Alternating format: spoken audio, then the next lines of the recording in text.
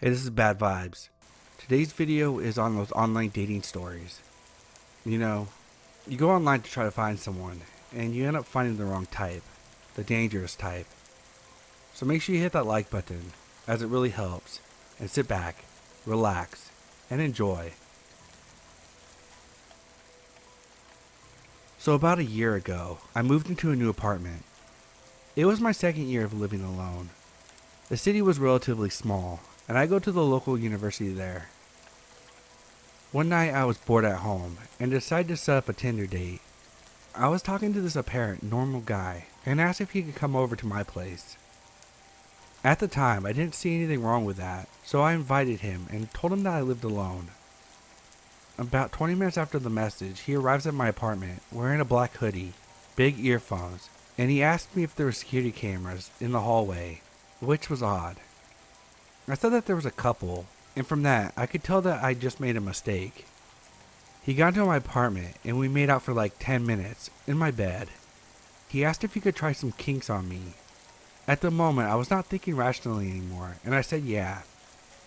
He started biting my neck, then my chest, then my legs, and then he started getting into some really weird kinks. He started pinching me really hard, pulling my skin, and really digging his nails into my body. At this time, I was completely panicking and asked him to stop, but he wouldn't.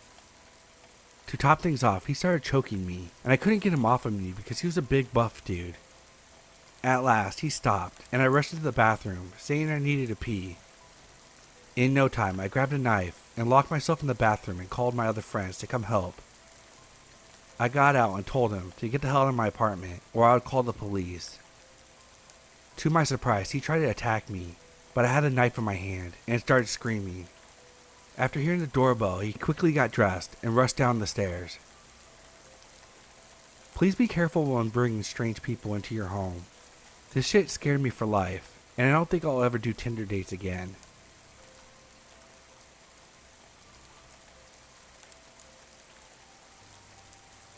For some context, this took place in June, about 2 weeks before I turned 18, and I'm a female.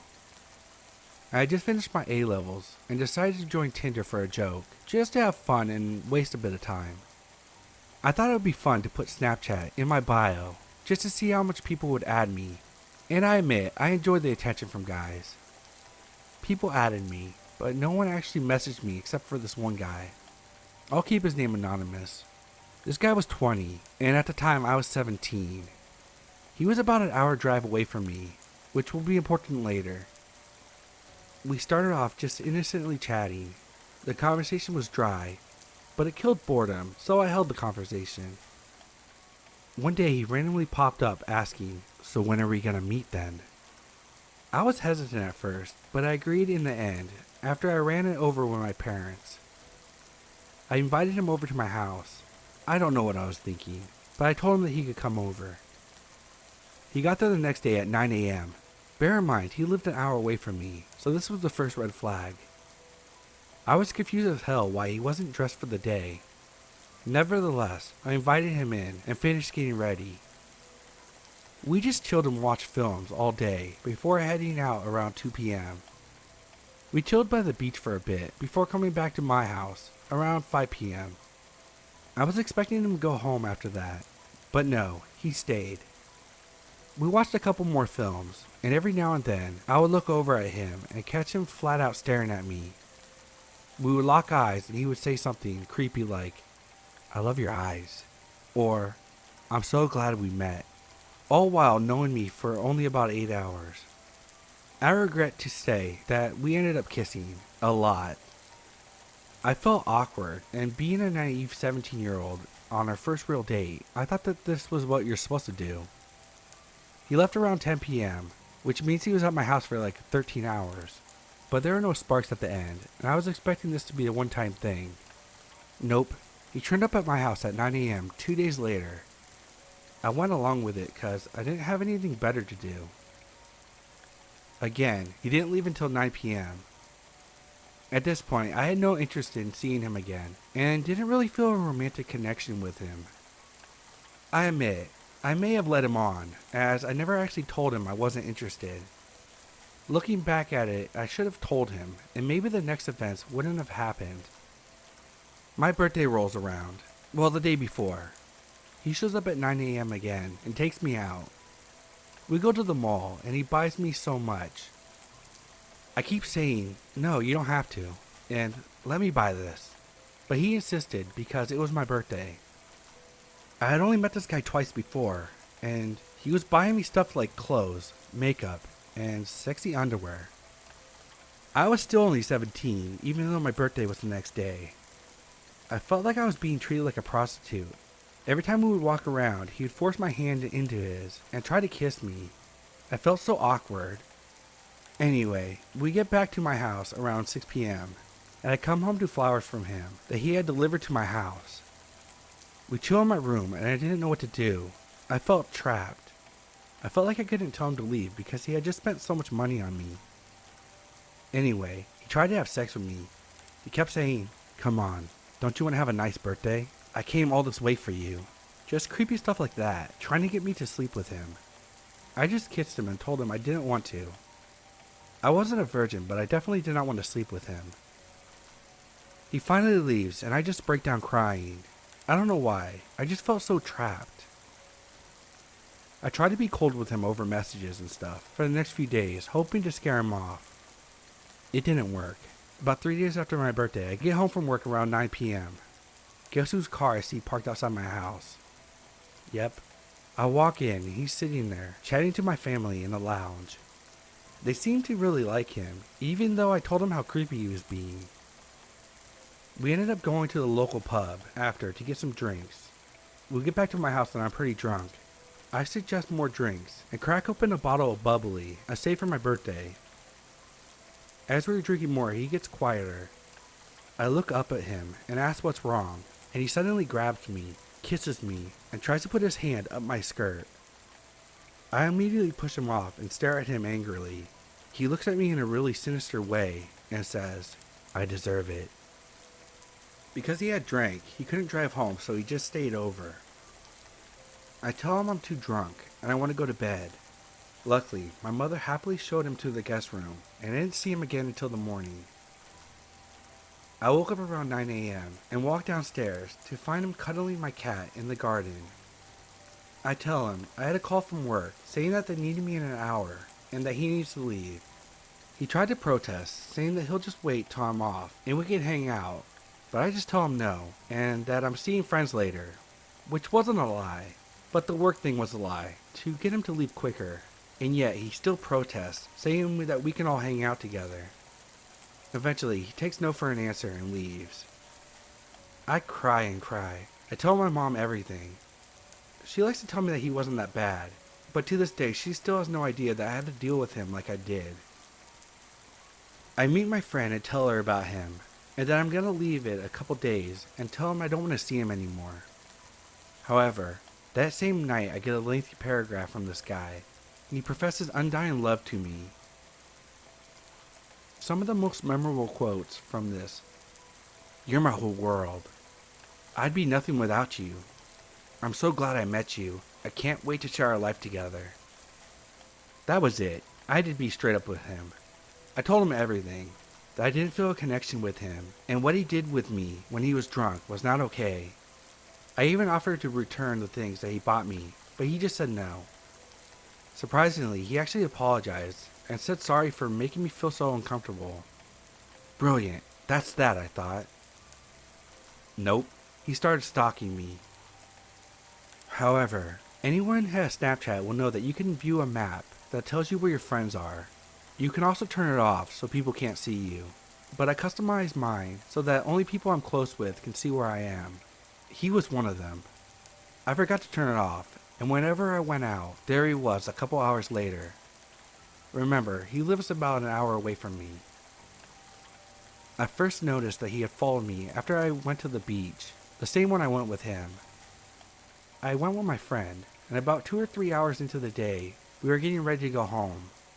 I opened up my Snap Maps, as I always do, just so I could see that me and my friend were together and show her.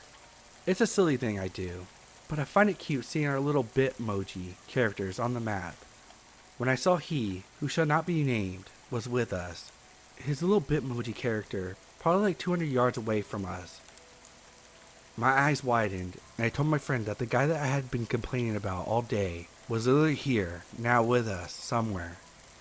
We panicked and sped walk to the car and drove home. That happened 2 more times. Once again with the same friend, when we visited a reservoir near my town. There was no reason for him to be there too, so I messaged him, asked him what he was doing at the reservoir when I got home. He said he was taking pictures, but the reservoir would have been more like a 3-hour round trip for him to drive, and he had never mentioned photography to me before, so I didn't believe him. It happened a 3rd time, and that's when I blocked him. I was with my extended family in a restaurant, yet this time he messaged me his location on Snapchat, which is one of the things you can do, and he was in the freaking building. I had to come up with an excuse to tell my family that I hadn't seen for months why we had to leave. I told my mom the truth, and then she explained to them after. They were understanding.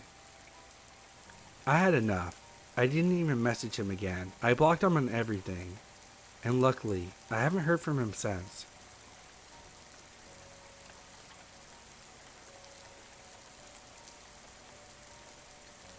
Last month, I moved to another country, and I didn't really know anyone. Due to that, I spent a lot of time alone, and started to get bored. Although I didn't, and still don't, like the concept of Tinder, I decided to create my own account to meet people. I spent hours swiping left and right, and having brief conversations with my matches.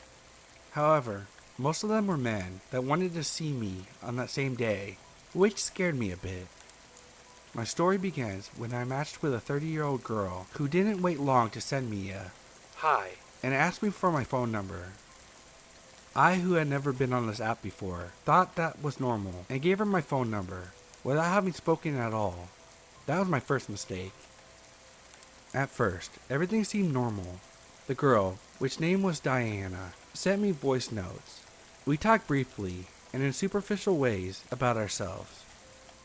She seemed very, very interested in talking to me, since on several occasions she would double text me if I didn't answer quickly.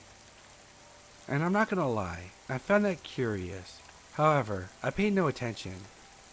The second day of talking to her, she asked me to meet her somewhere. And even though our conversations had been superficial, I said yes, and we set a place and an hour. Hours before our meet, I started to regret it. I deleted Tinder and sent her an apology message. That was where things got weird. She texted me that it was fine, but a few minutes later she sent me several messages, but deleted them within seconds so I couldn't read them. A couple hours later, she tried to video call me. I didn't answer and told her that I was busy. Despite all that, she called me again and again. I kept saying I was busy, but still, she called me twice at 2 a.m. By this time, I was out and drunk, and I blocked her. I felt a little bad about it, but come on.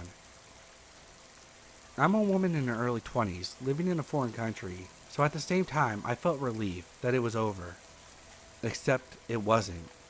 I woke up to a hello from an unknown number, which profile picture in WhatsApp was of an old man. I asked him who he was, and in less than a minute I received an answer. It said, "Hi, it's Diane. This is my dad's number. Why do you block me? Did I annoy you?" Even in spite of how bizarre that was, I tried to empathize with her and answered with the truth. Again, she told me that it was fine, and I blocked her dad's number. In less than 2 hours, I received another message from another unknown number. It said, "Hi, it's Diane. Why do you keep blocking me? I need to talk to you. Text me." At this point, I no longer find it funny. I tell her that I'm not interested in talking to her, and she literally tells me, "I need to talk to you about something. There's a girl who is harassing me. She does black magic." I repeated that I'm not interested, and she goes like, "You don't believe me, do you?" And I blocked her again, for the 3rd time. Anyway, I really don't know if this was some kind of strange joke, but I think I could say that my first experience using Tinder was tragic. I wonder if it's always that way, though, because I've been thinking about downloading the app again. and at least next time I won't share my number with someone who I hadn't talked to at all. Let's hope for the best. And Diana, let's not fucking meet.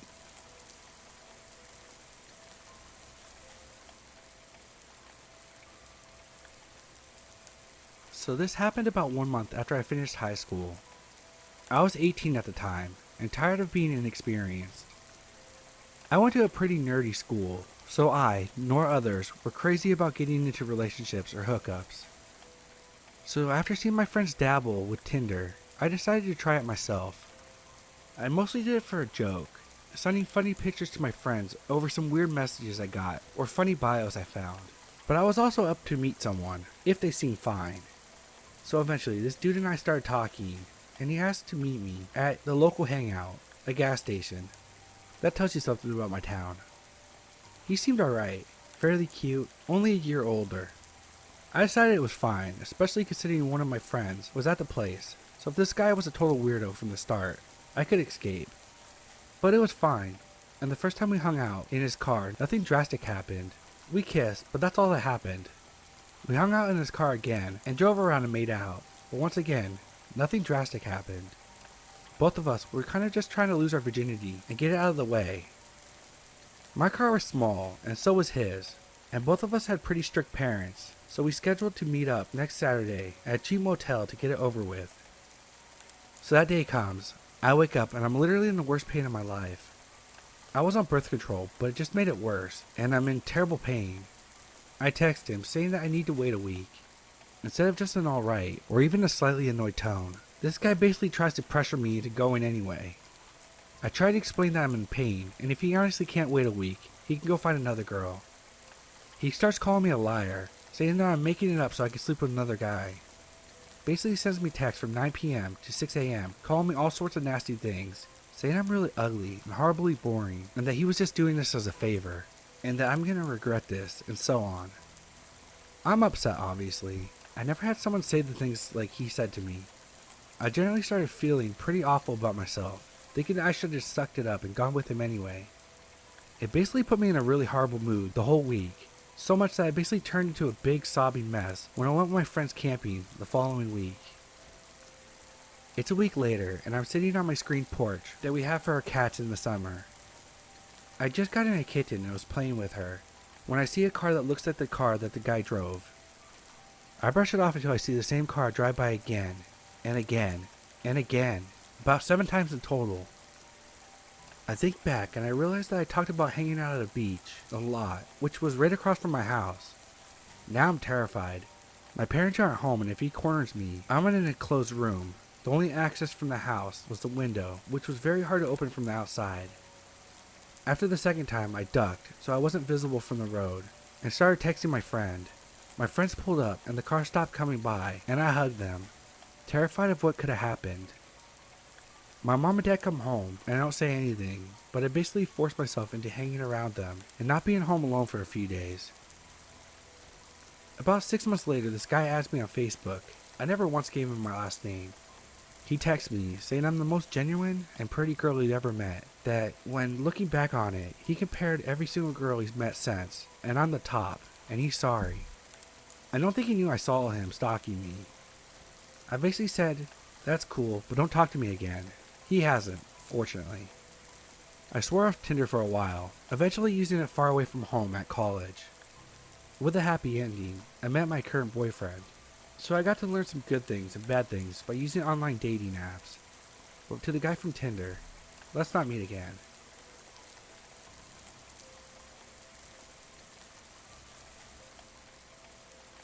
This happened over a year ago, so I'm safe now. I just broken up with my ex back in January 2019. I was angry at everything, and I had just joined Tinder. I talked to this guy that seemed pretty cool and was quite attractive. I talked to him for quite a bit, and eventually took a lift down to where he lived. Now, his dad had passed away not too long ago, so he moved back in with his mom to help out. I found that sweet, and so I thought nothing of it. We took a lift to Walmart and the liquor store, as his mom requested some wine. I had bought pizza to bake at their home to make a decent impression, and had purchased her wine, which she had given me cash for despite my protest. Again, trying to make a good impression. This home was gorgeous. They had an old-time jukebox, and the freaking sink taps in the bathroom were installed in the mirrors. Water flowed from the spout in the freaking mirrors. His mom was sweet as a southern tea and seemed to be taking a liking to me. So this guy had been messaging his lesbian best friend, Cynthia, and explained that he had helped her out after she broke her ankle and such. Again, I thought, what a nice guy. We drank, we had sex, everything was cool. I warned him that I had scars from previous cutting incidents, but nothing recent. He was fine with it and understood. The next morning, I had an interview with a major company call center, and his mom offered to drive me. Such a sweetheart. I did great in the interview and was offered the job. I immediately texted the guy, telling him the good news. So one day when I was home and had slept for about 8 hours, I wake up to a dozen text messages and over 20 Facebook messages from him. It started with, "Hey, how's it going?" But as I scrolled through the rest of the messages, they progressed to, "Those cut marks on your arm. Yeah, I would have never dated a cutter anyway. Most of them are fucking pathetic, that need to get serious fucking help. Might as well keep doing it, since it seems to be your only friend." What the actual fuck? I blocked him. Then I posted it to my Facebook page, so if anyone else knew him, they could see how he actually was. I get a friend request from his lesbian friend, Cynthia. She filled me in. She is not a lesbian. She had just broken up with him hours before befriending me, and he had told her that I was a lesbian. Also that he goes by his middle name.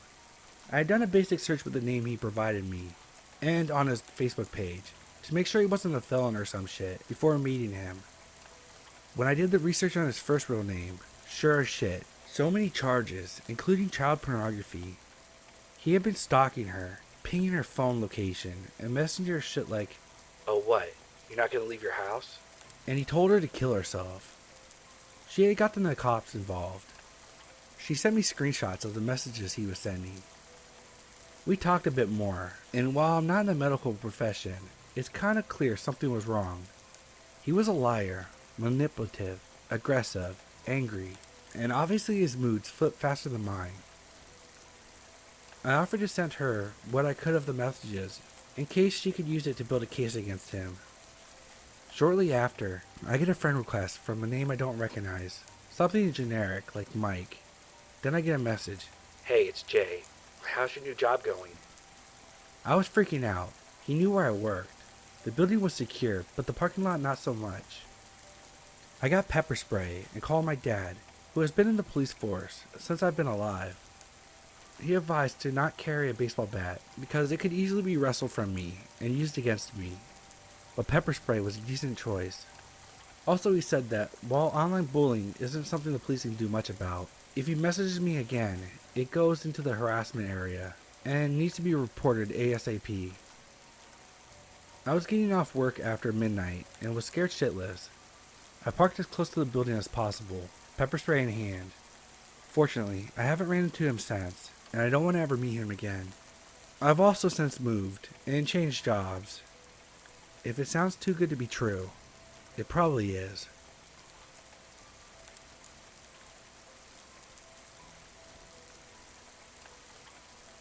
The story all happened in the last 3 weeks, and the final part hopefully just took place this morning.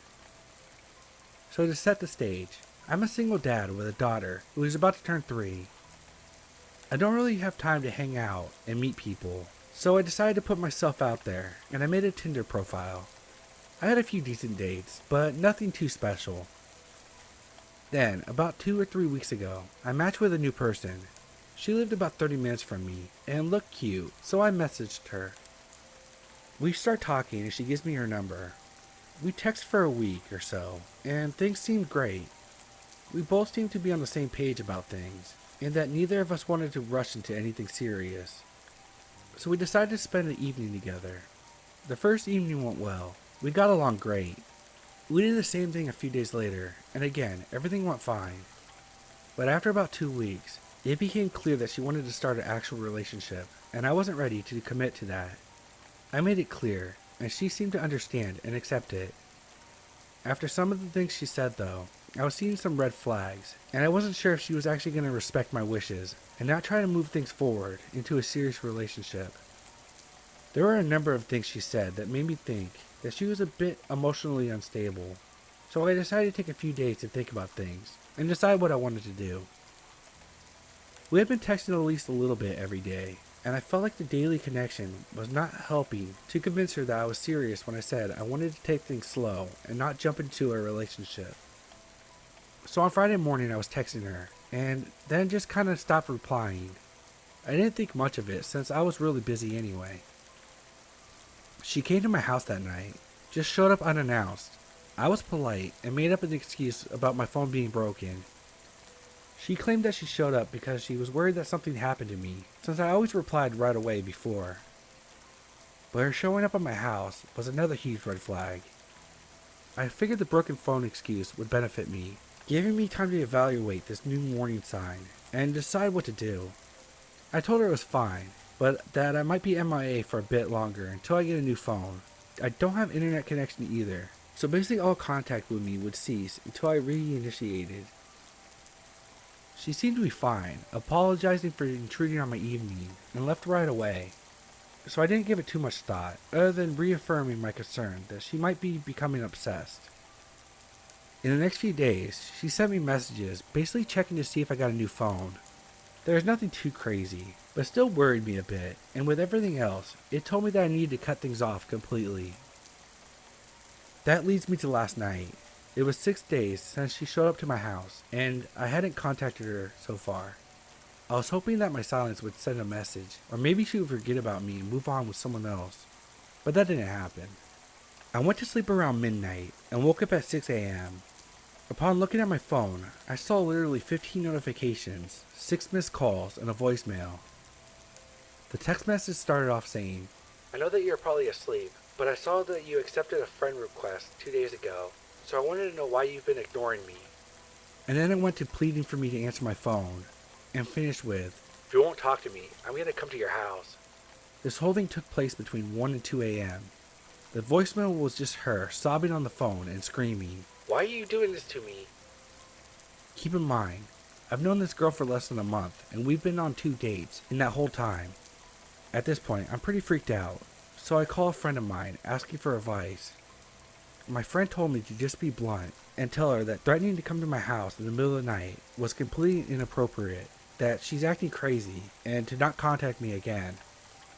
So here I am this morning, after sending a long text, kindly but firmly telling her that her behavior wasn't acceptable and that I did not want her to contact me again.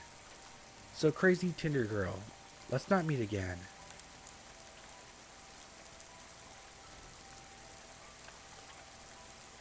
I'm going to warn you now, the story is a bit long and quite a doozy. This happened 6 years ago. I'm 27 now. I apologize if there's some small details missing or that I don't remember. I had gotten out of a 3-year relationship that didn't end particularly well.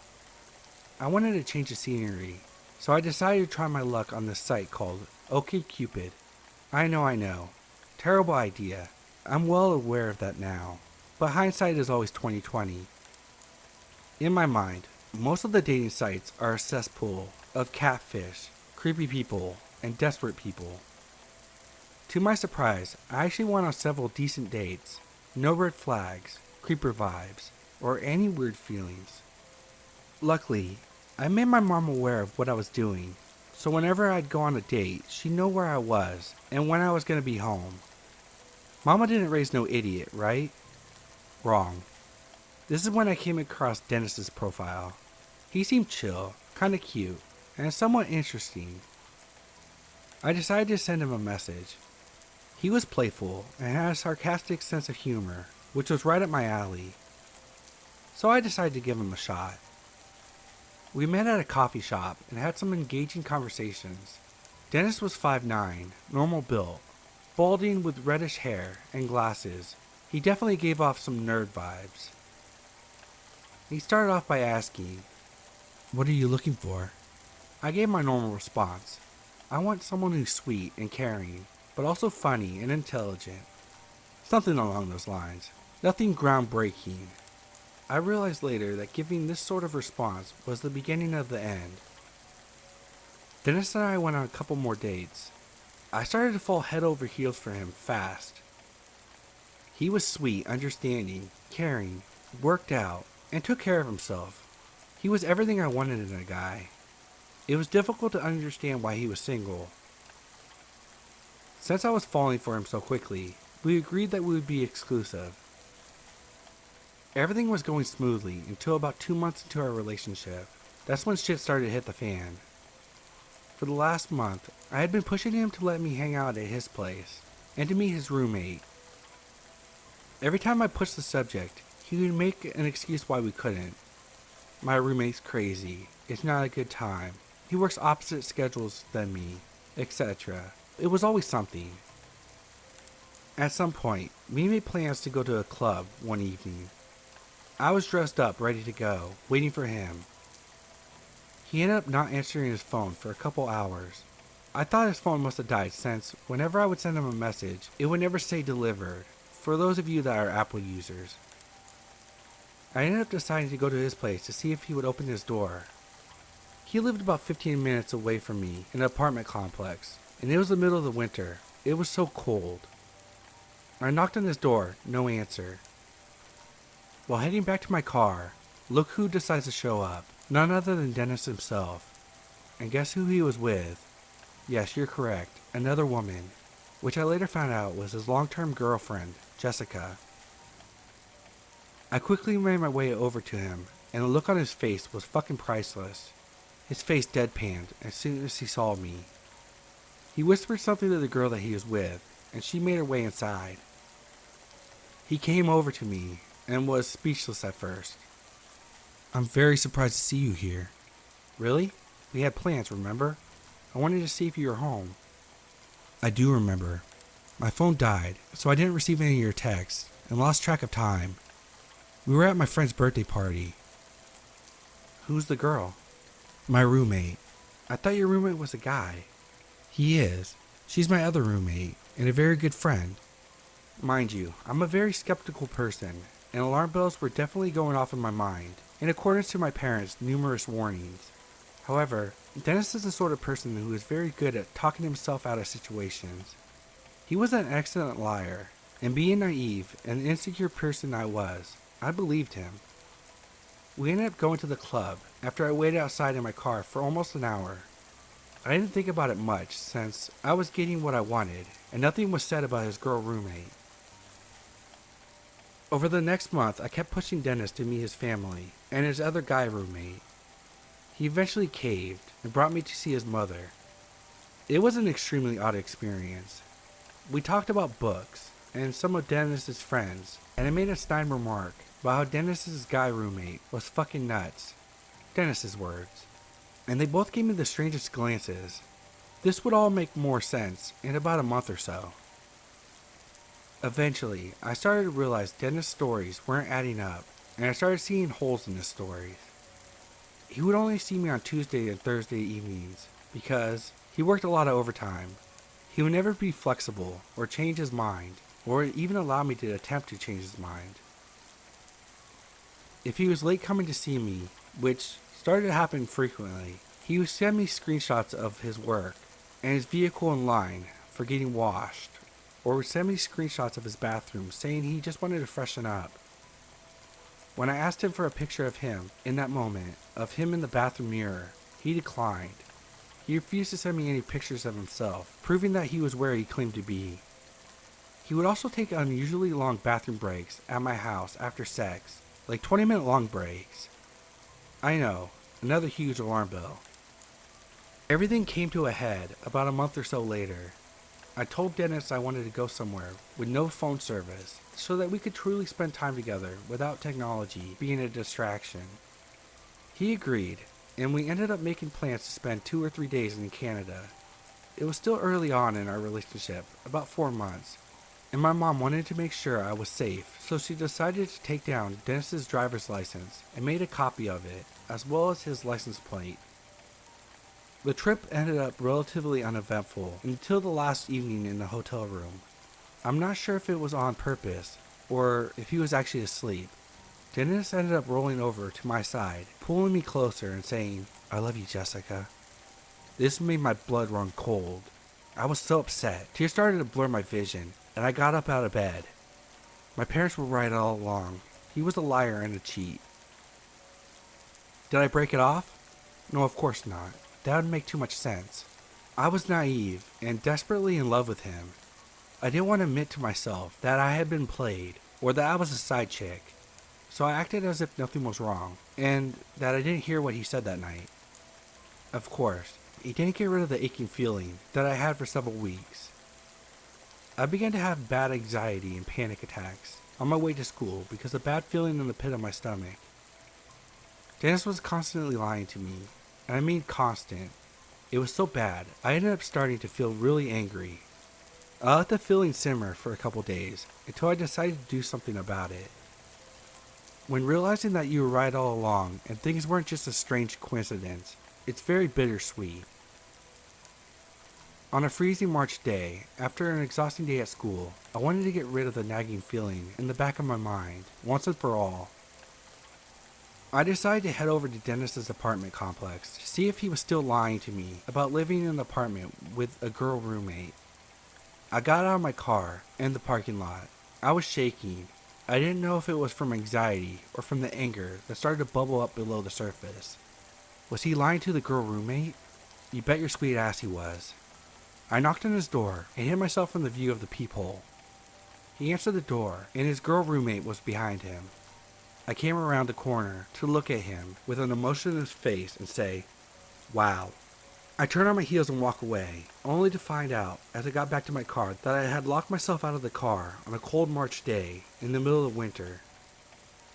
I was so distracted by my rage and sadness that I didn't realize that I left both my keys and phone in my car. I'm such an idiot. I was beside myself. I didn't know what to do. I locked my phone in the car with my keys. How the fuck could you do that? I was so angry at myself for being a moron. Not only that, I was in the parking lot of my cheating ex-boyfriend. With nothing else to lose, literally, I walk back to Dennis's apartment and knock on their door. Jessica answers and I beg to use her phone to call AAA. Jessica surprisingly agrees to let me use her phone. The entire time, Dennis is agitated and keeps walking around.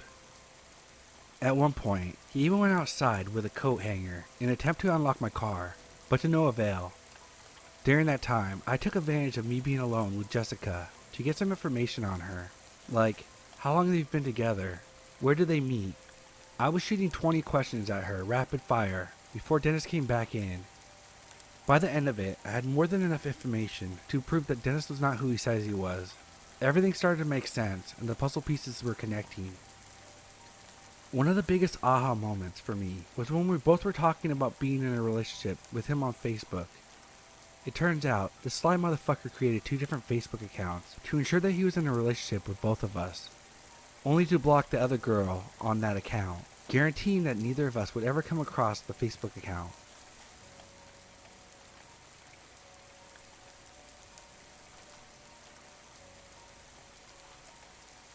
So this happened about 1 month after I finished high school. I was 18 at the time, and tired of being inexperienced. I went to a pretty nerdy school, so I, nor others, were crazy about getting into relationships or hookups. So after seeing my friends dabble with Tinder, I decided to try it myself. I mostly did it for a joke, sending funny pictures to my friends over some weird messages I got, or funny bios I found. But I was also up to meet someone, if they seemed fine. So eventually, this dude and I started talking, and he asked to meet me at the local hangout, a gas station. That tells you something about my town. He seemed alright, fairly cute, only a year older. I decided it was fine, especially considering one of my friends was at the place, so if this guy was a total weirdo from the start, I could escape. But it was fine, and the first time we hung out in his car, nothing drastic happened. We kissed, but that's all that happened. We hung out in his car again and drove around and made out, but once again, nothing drastic happened. Both of us were kind of just trying to lose our virginity and get it out of the way. My car was small, and so was his, and both of us had pretty strict parents, so we scheduled to meet up next Saturday at a cheap motel to get it over with. So that day comes. I wake up and I'm literally in the worst pain of my life. I was on birth control, but it just made it worse, and I'm in terrible pain. I text him saying that I need to wait a week. Instead of just an alright, or even a slightly annoyed tone, this guy basically tries to pressure me into going anyway. I try to explain that I'm in pain, and if he honestly can't wait a week, he can go find another girl. He starts calling me a liar, saying that I'm making it up so I can sleep with another guy. Basically sends me texts from 9 p.m. to 6 a.m. calling me all sorts of nasty things, saying I'm really ugly and horribly boring, and that he was just doing this as a favor, and that I'm gonna regret this, and so on.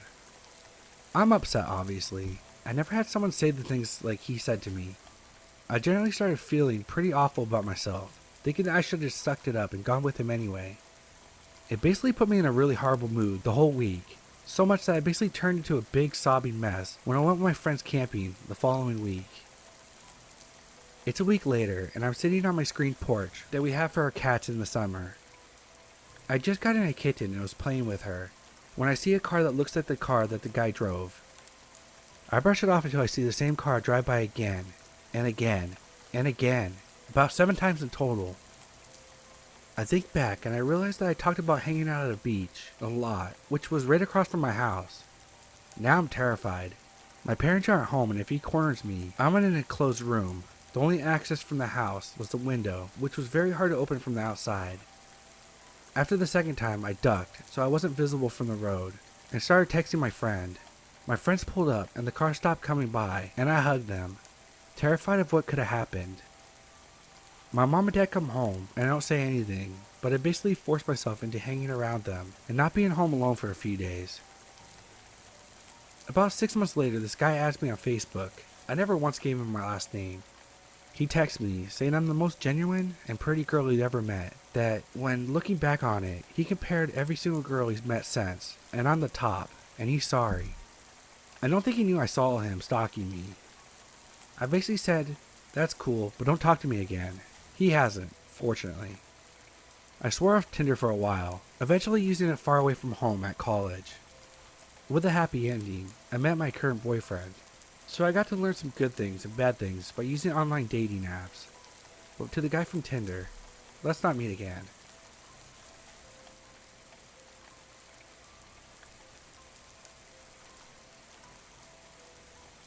I would like to start this off by saying this actually took place a few years ago, but it seemed relevant to post since a lot of people are doing online dating right now. One summer when I was in law school, I was swiping through Tinder looking for someone to hang out with. I matched with this guy that seemed pretty nice and looked good, lots of shirtless photos. He was a counselor at a local high school in the metro area. We texted for a while, talked on the phone, and then decided to grab brunch the next weekend. I met him in the restaurant, and we had brunch with bottomless mimosas. He was nice and funny, made me laugh a lot. I think we both got a little tipsy. He said he was going to go to a barbecue at his friend's house after brunch and asked me to come. He seemed pretty cool and I was having a good time, so I agreed. I had to walk my dog because I hadn't anticipated being out that long. So I told him I would meet him back at the restaurant in 30 minutes. He said he really wanted to meet my dog and asked if he could walk the dog with me. I thought about it for a second, but my place was a total disaster, so I told him no. I came back to the restaurant and we grabbed an Uber to his friend's house. There were a bunch of people drinking and talking. Everyone was nice. They had the barbecue situation going on out back. We talked to some people, hung out, drank. He started to get drunk and handsy, so I told him I wanted a drink and walked into the kitchen for some space. A couple minutes later, he comes into the kitchen and tries to kiss me. I kinda smiled and shrugged my way out of his grasp and told him I needed to go to the bathroom. I asked him to grab me a drink and meet me outside in the backyard. When I left the restroom, I walked straight out the front door, 2 blocks down, and took a right. I grabbed an Uber home. I started getting calls and texts, but just blocked him. He tried to reach out over social media, but I just blocked him there too. Totally forgot about him. Fast forward 3 years. I'm sitting on the couch chilling, reading through the local news on my phone. I scroll and see the picture of this guy's face. He had been arrested for raping women that he met on Tinder.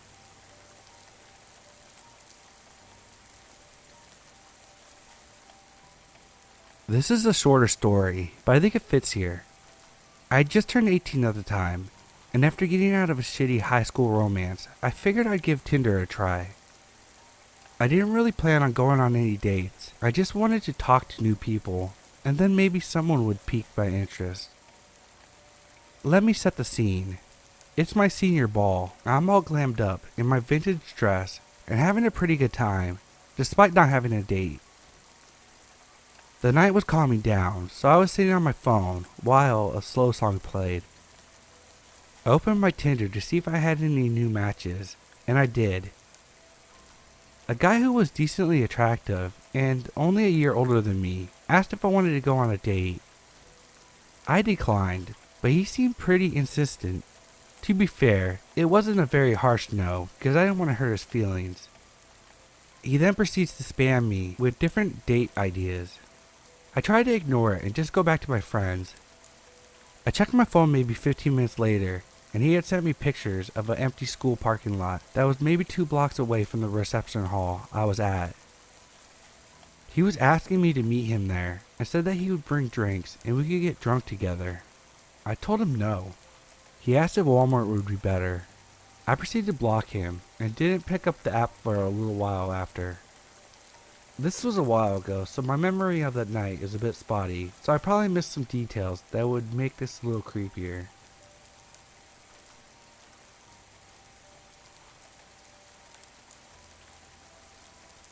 So it's 2011, and I'm newly divorced.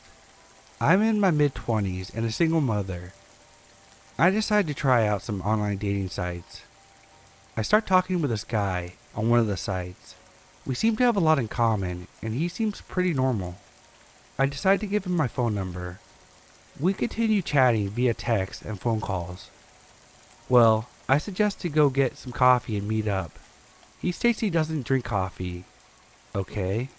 I suggest we have drinks at the bar. He says he doesn't drink alcohol. Then he has a great idea. Let's go for a hike. I reluctantly agree. This was the first red flag.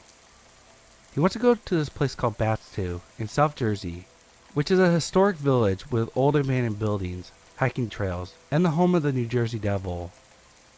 Great place for a first date.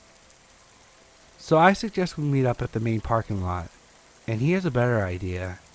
He says let's meet at the train station nearby, and he'll drive us over, because he knows another entrance with better hiking trails. Second red flag. I, again, reluctantly agree, not wanting to be rude. So the day of the date comes, and for whatever dumb reason, I didn't tell anyone I was doing this. I think because I was embarrassed for using a dating site, and I knew somewhere in the back of my mind my friends would have tried to talk me out of it. So I pull up to the train station, and he's in a late 90s Bronco. Okay, not so bad. We can't all afford newer cars. He gets out, and he's actually the guy from the pictures. Okay, initial sigh of relief. We get in the car, and he starts to head to the secret hiking trail entrance. We have a nice conversation on the way there. All seems good. We get there, and as soon as we get out of the car, I go to grab my phone. He says, no, just leave it here. I have mine. Red flag, waving in my fucking face. Again, being polite and not wanting to argue, I comply.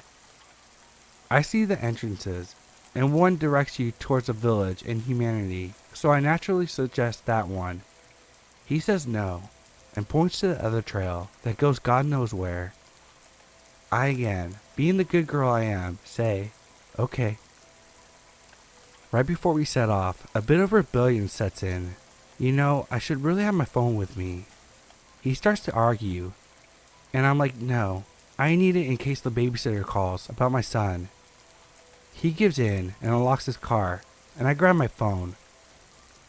We set off down the trail, side by side. We are talking, and everything seems okay.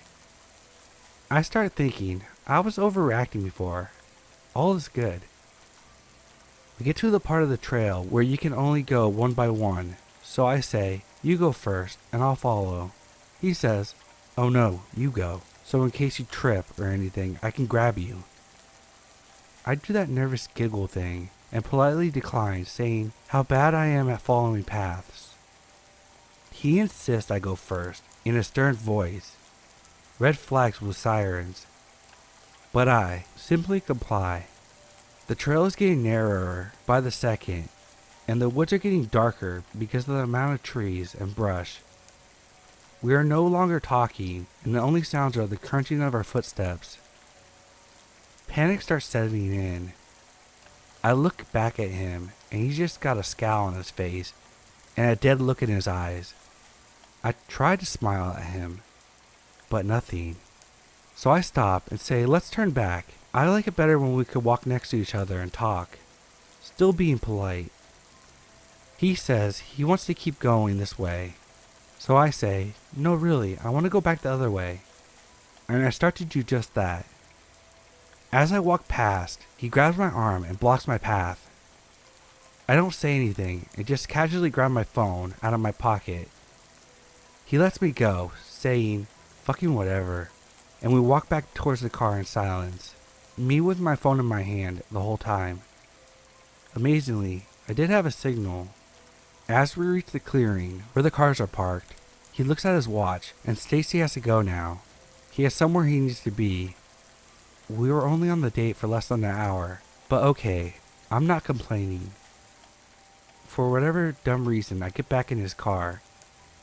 We drive in almost silence the entire way back to my car, me with a death grip on my phone, and him looking miserable. He drops me off at my car and speeds away. I never heard from him again. Me being naive, I want to believe that there was no chemistry between us. But let's be honest, when I decided to fuck politeness and grab my phone that day, I spoiled his dastardly plans.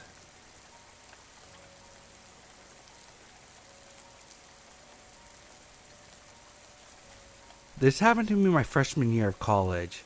Tinder was new, and everyone at my university was on that app. I joined to see what all the fuss was about. Looking through profiles, I found a few guys that were really interesting. This one guy in particular caught my eye. We will call him Walter. I swipe right on Walter, and we match. I was excited and kinda giddy because he was super attractive. He messages me, and I get butterflies in my stomach. We message on the app for maybe an hour. Typical conversation is happening. I ask him what he does for a living, and he asked me what my major was. Harmless conversation. After a while, he asked me for my number so we could text instead of messaging on the app. I gave it to him. He seemed nice enough. We messaged back and forth for a few days. Lots of flirty conversations and plans to hang out finally occurred. By the fourth day of our conversation, he started calling me babe, which gave me mixed feelings. It was cute, but also a little weird. We didn't really know each other and had never met. I ignored it and continued on with the conversations. He started saying he wanted to be exclusive and he really wanted to see me in person.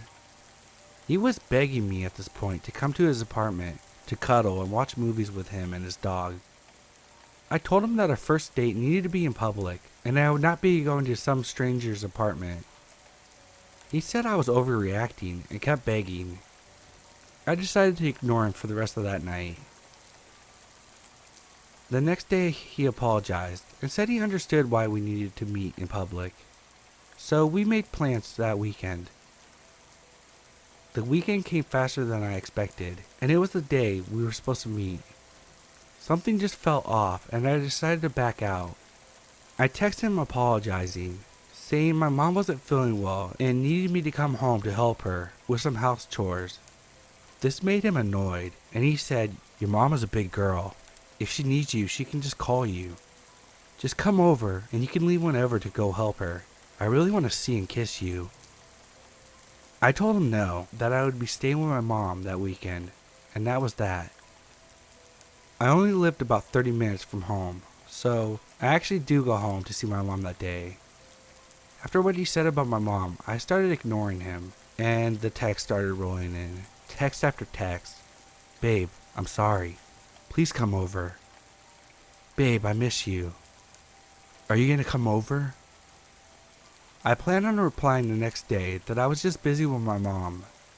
Then he started calling me. I had a total of 45 missed phone calls within a 2-hour period.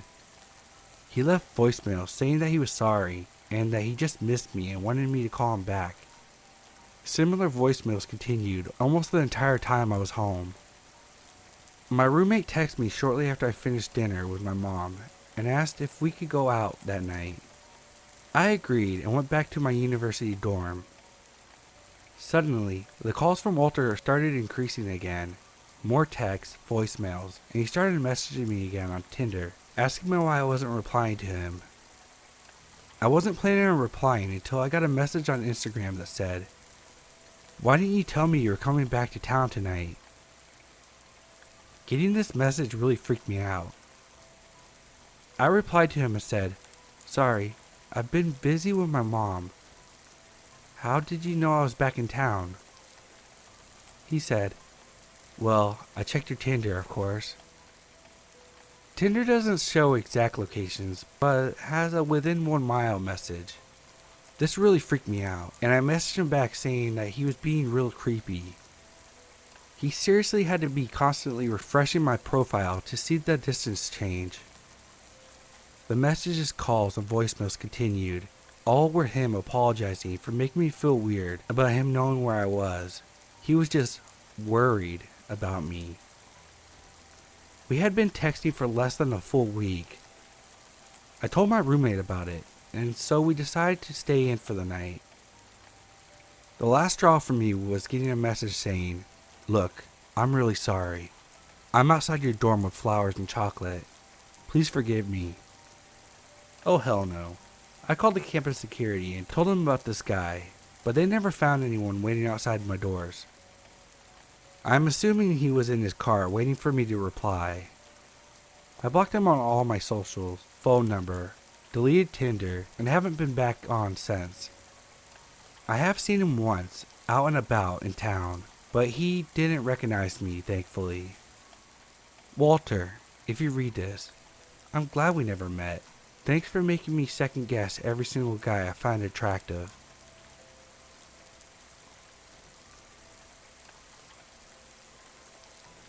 So I'm not sure how many people know what FetLife is, but basically it's a fetish BDSM social media site.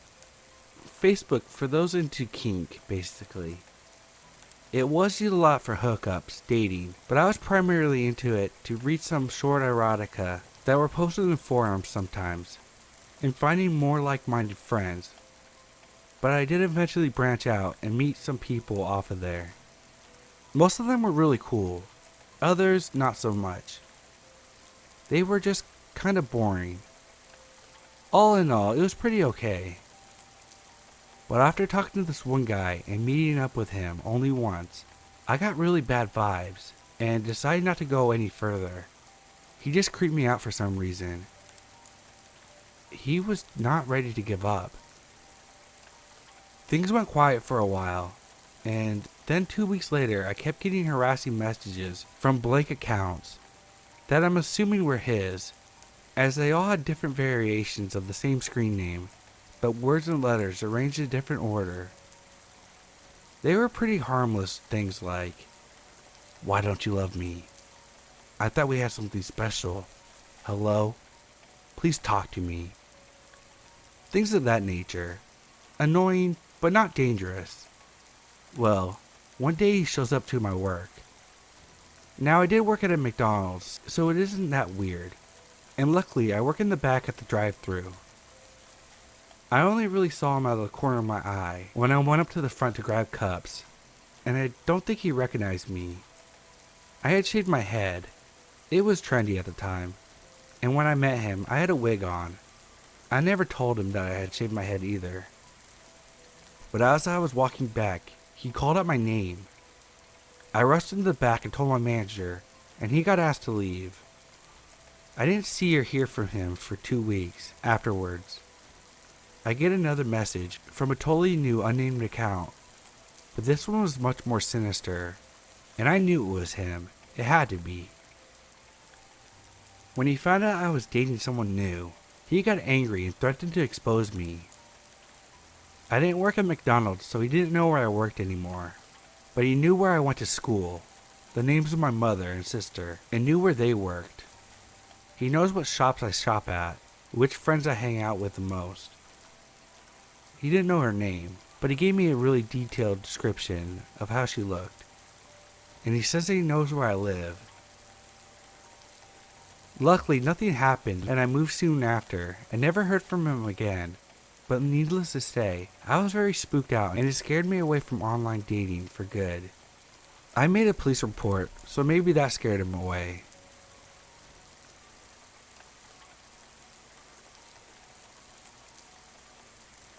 This all happened when I was 19. I'm not the best looking dude, so I never had much luck with women, and ended up on Tinder. I wasn't having much luck there either, until like the third month of using it, when a blonde woman named Katie messaged me. She was pretty enough that I just dismissed her as a bot. It wasn't until 3 days later that she messaged me again, which is odd because bots almost never message more than once. I clicked on her chat and replied, then looked at her profile. What I saw was pretty generic, but definitely wasn't a bot's profile. We had been talking for about a month when she proposed the idea that I come see her. I was pretty reluctant as she lived 8 hours from me by car, but I had to admit I really did like her quite a bit, and I have been thinking about asking her if I could come see her for a while now. After a bit of badgering from her, I finally said that I would take a drive to go see her. At this point, I had no reason to doubt that she was who she said she was. We had video chatted every other week, called on most days. I just assumed that I got really lucky. Things did get a little weird on the way there though. She kept messaging me, asking me where I was, while making sure I was still coming.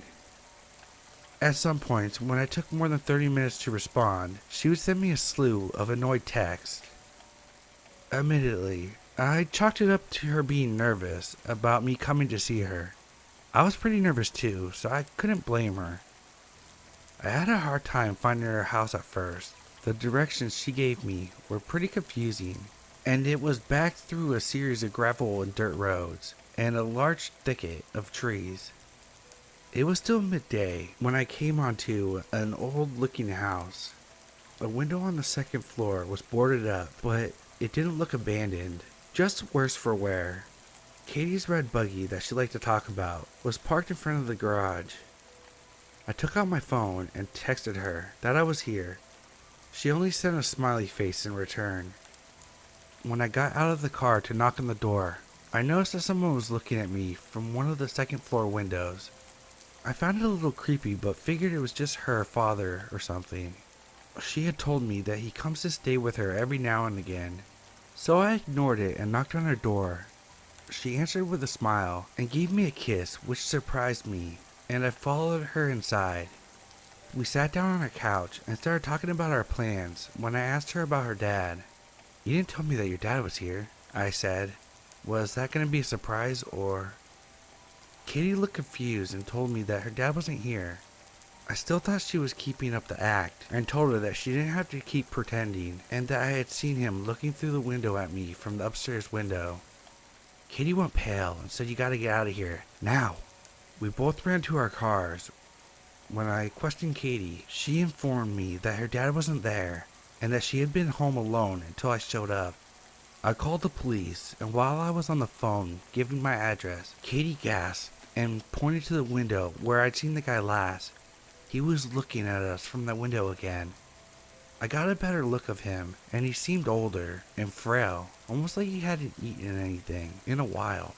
He left the window after he saw that we saw him. The police took a half an hour to show up, and the whole time Katie was crying and mumbling about how she was an idiot for not keeping her doors locked. When the police finally did show up, one started asking me and Katie questions, as the other two searched the house. They came back out a little later and told me and Katie that they didn't find anyone. They did find the back door was hanging open. Whoever it was had ran out into the woods, but the cops were sure that the house was empty. After the cops left, she asked me to stay the night because she was too scared to be alone in the house right now. I gladly did, and we slept downstairs on the couch, as Katie's bedroom was the room that was right next to where the man had been. Katie had also brought out a shotgun that her father had given her, but she has never used. I told her it was fine, the man's gone, but she insisted, saying that she'll feel safer if it's out. I'm glad she did. Later that night, I was still wide awake, watching TV. Katie had somehow managed to fall asleep. From the kitchen, I heard the sound of the doorknob being turned. At this point, I wasn't even scared. I was just pissed.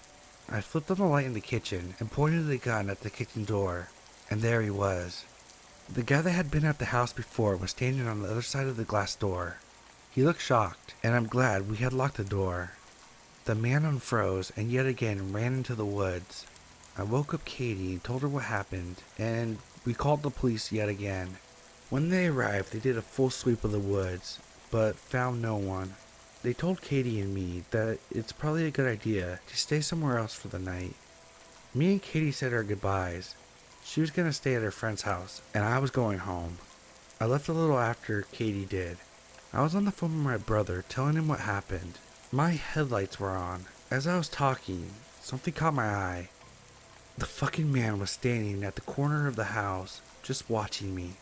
I gunned it out of there and didn't even bother calling the police again. However, I did text Katie, and she said she was going to call the cops again. I don't think Katie ever went back to the house alone.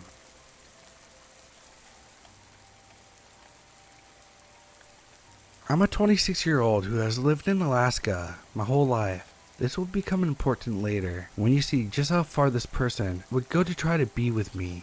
This all happened a few years back when I was in college.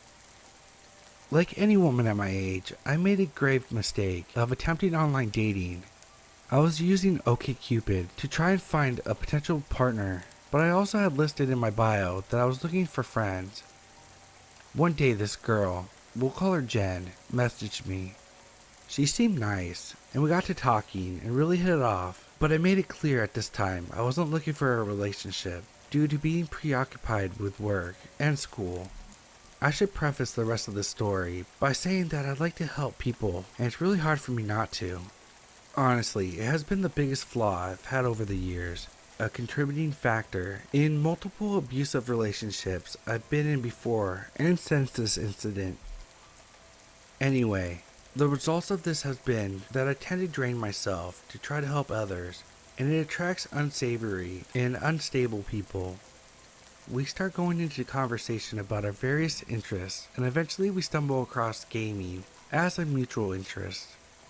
Jen suggests we play a new game, Ark Survival Evolved. It's a cursed rune of games that wasn't very optimized for any system. To be honest, it was an absolute dumpster fire of a game, but at the time I thought it had a lot of potential. So I spent countless hours making various bases and trading dinosaurs. Jenny and I spent a lot of time in the multiplayer, building things and training dinosaurs, and talking and having a good time.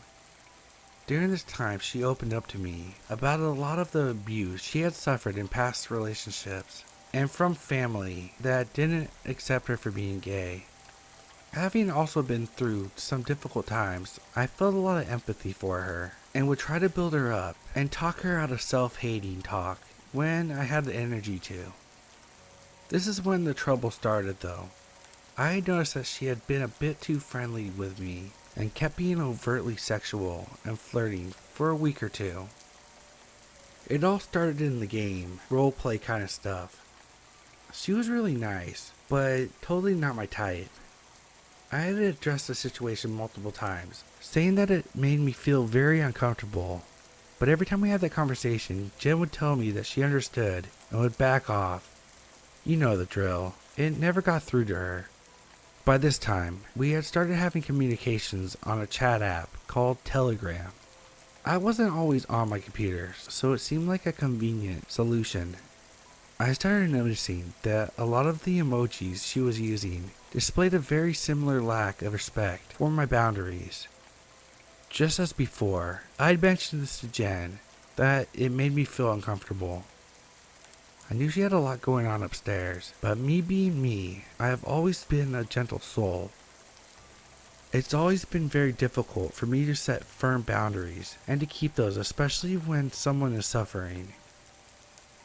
One weekend was very busy with homework and a double shift at work, so I ended up getting home very late. I booted up my computer just to check some emails as I ate dinner before zonking out. When Steam loaded, I noticed that I had 100 missed messages and comments, all from Jen. About 30 minutes later, my phone starts going off. Mind you, this is at 12 a.m. Alaskan time, so this would have been 3 a.m. for her. She called my cell phone number with what she had saved from Telegram. She was absolutely out of control.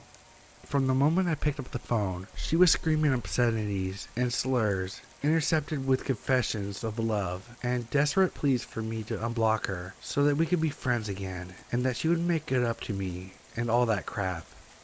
I tried to explain to her that what she had done was out of line and that I just didn't have the emotional capacity to go through another abusive relationship, but she was having absolutely none of it.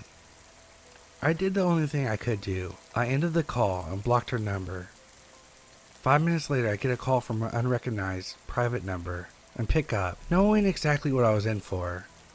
It was her again, calling from her parents' landline. I immediately hung up. 15 seconds goes by and my phone rings again. I dismissed the call. My phone rang again about 5 minutes later from the same number.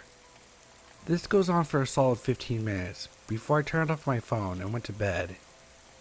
It was a fairly sleepless night, but thankfully the next day I had class in the evening, so I had the opportunity to sleep in. I woke up from my okay sleep and turned my phone on to find over 100 missed calls and about as many voicemails. I checked my Telegram to talk to a different friend about the chaos that was going on to find messages from 6 new accounts. Most of them just off-the-wall text filled with the same out-of-control ramblings that she had said on the phone. They were the texts of someone who had completely lost it, all over the place, in tone and message, switching back and forth between "I love you" and awful slurs, with little regard of spacing, punctuation, capitalization, or general legibility. I was horrified. I had seen a fair share of breakdowns, but never ones that impacted me directly. Then I got a phone call, same unknown private number, hoping that she had calmed down enough to reason. I picked up the phone and she started sobbing and screaming, starting right back in. Mad as hell, I screamed into the phone for her to shut up, and for the first time in probably 14 hours, she did. Very clearly, I told her not to call me again, and that she had gone way over the line, and I wanted nothing to do with her after this. In a calm, monotone voice, she makes me shudder to this day when she said, "What do I have to do to prove my love for you? Do you want me to kill myself? How about my dog? I can kill her for you." Honestly, I was shocked. I just told her no, and that if she loved me, she would move on and get help. This was the worst possible answer. Immediately, she started screaming again. I hung up. I'm shaking again, just remembering this all. She called me back consistently for the rest of the morning until I turned my phone off. The next day I went in and got my number changed, hoping that would be the end of it. A few days passed and I'm at work. My boss comes over to me saying that there's a call from my mom. I thought nothing of it until I picked up the phone and heard Jen's voice on the other end. She started talking about how she had started cutting herself and how she would keep going until she was dead if I didn't unblock her. So I hung up the phone without a word. I told my boss to not bother me with phone calls unless it was from a known listed number on my emergency contact file.